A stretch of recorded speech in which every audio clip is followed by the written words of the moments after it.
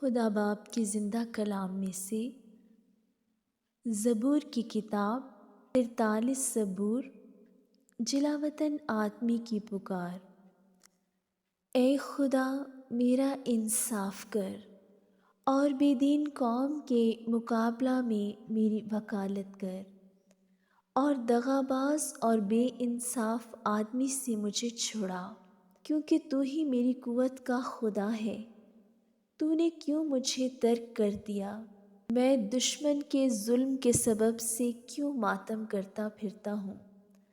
اپنے نور اور اپنی سچائی کو بھیج، وہی میری رہبری کریں۔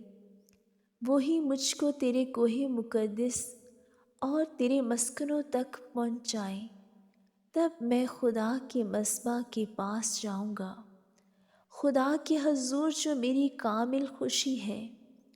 اے خدا میرے خدا، میں ستار بجا کر تیری ستائش کروں گا۔